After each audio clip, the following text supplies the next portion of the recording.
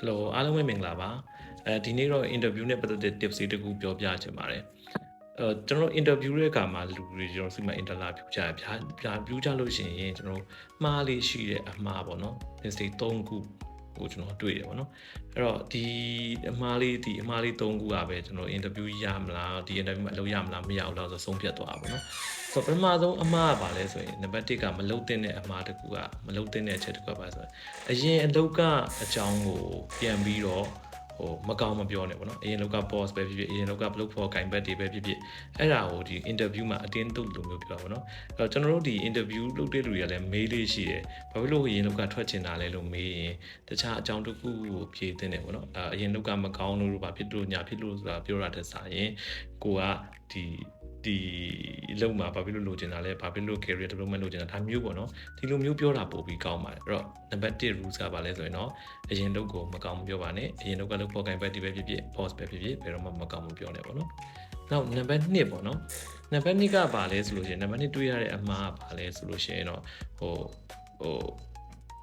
ဘာမေးစရာရှိသေးလဲလို့မေးလိုက်တဲ့ questions ပေါ့အဲ့တော့ဘာမေးစရာရှိသေးလဲလို့မေးလိုက်လို့ရှိရင်တော်တော်များများဘာမှမေးစရာမရှိပါဘူးလို့ဖြေတယ်တကယ်တော့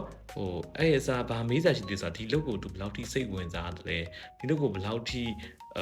သူညှော်လင့်ထားလဲဆိုတဲ့အမျိုးမေးစေချင်တာပေါ့နော်အဲ့တော့ပြန်မေးတဲ့မေးခွန်းလေးရှိတယ်ပေါ့နော်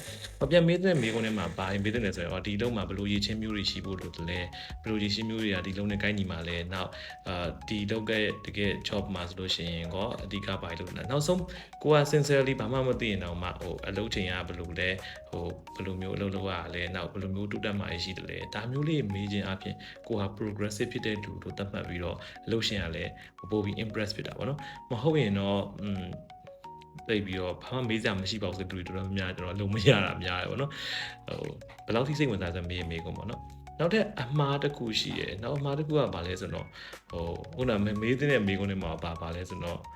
လစာဘယ်လောက်ရမှာလဲလို့မေးတာပေါ့နော်လစာဘယ်လောက်ရမှာလဲပိတ်ရက်တွေကဘာရှိရလဲဒီလိုမေးလိုက်ခြင်းအားဖြင့်ကိုယ့်ကိုခေါ်မခေါ်တော့မသိသေးဘူးကိုယ့်ကိုရွေးမေးတော့မသိသေးဘူးလစာအရင်မေးနေတော့အဆင်မပြေဘူးပေါ့နော်ဆိုတော့ဒီလို mistake တွေကိုကစိတ်သိထားဖို့လိုပါတယ်ဆိုတော့ interview မှာရောဘယ်လို mistake တွေလုပ်ခဲ့ဘူးလဲဘယ်လိုတွေ့ကြုံနေရှိတယ်လို့ဆိုလဲ comment မှာမှန်ပေးခဲ့ပါဦးဒီလိုမျိုးအခြေအနေမှာဆိုလို့ရှိရင်တော့ဒီအမှားတွေကိုမကျူးလွန်ခြင်းများအဖြစ်လုပ်တွေကိုရနိုင်ပါတယ်ဒီလိုမျိုး tips တွေအတွက်ကျွန်တော်ရဲ့ TikTok channel လေးကိုလည်း like follow repost တွေလုပ်ထားပေးနိုင်ပါတယ်အဲ့တော့ဒီဟာမျိုးလေးနဲ့ပတ်သက်လို့ဆက်ပြီးတော့ပြောပြတော့ပါမယ်ကျေးဇူးပါ